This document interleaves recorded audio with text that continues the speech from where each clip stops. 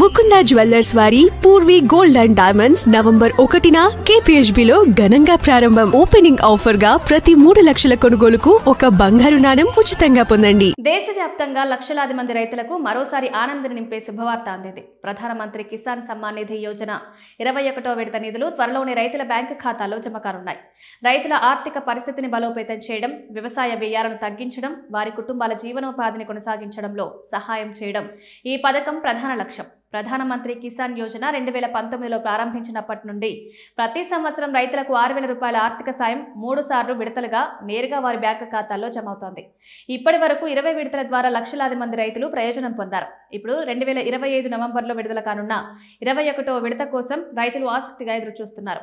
ఈ నిధులు రైతులకు విత్తనాలు, ఎరువులు కొనుగోలు చేయడానికి, వ్యవసాయ పరికరాల మరమ్మతులకు, కుటుంబ అవసరాలకు ఉపయోగపడతాయి. తాజా నివేదికల ప్రకారం 21వ విడత నవంబర్ 2025 మొదటి వారంలో విడుదలయ్యే అవకాశం ఉంది. శుక్రవారం లేదా శనివారం విడుదలయ్యే అవకాశాలున్నట్లు తెలుస్తోంది. ప్రభుత్వం ఇంకా అధికార తేదీని ప్రకటించలేదు. గత విడతైన 20వ విడతను ప్రధాని మోదీ 2025 ఆగస్టులో విడుదల చేశారు. ఆ తర్వాత దేశవ్యాప్తంగా సుమారు 98 మిలియన్ల మంది రైతులు, అందులో 24 మిలియన్ల మహిళా రైతులు కూడా లబ్ధి పొందారు. సాధారణంగా ప్రభుత్వం సంవత్సరంలో 3 సార్లు ఫిబ్రవరి, జూన్, అక్టోబర్, నవంబర్ నెలల్లో ఈ చెల్లింపులను విడుదల చేస్తుంది. అందువల్ల నవంబర్ ప్రారంభంలోనే రైతుల ఖాతాల్లో డబ్బులు జమ అయ్యే అవకాశం ఉంది. కొంతమంది రైతులు బీహార్ వంటి రాష్ట్రాల్లో ఎన్నికల ప్రవర్తన నియమావళి అమలులో ఉన్న నేపథ్యంలో ఈ కాలంలో నిధులు విడుదలవుతాయా లేదా అని సందేహం వ్యక్తం చేస్తున్నారు.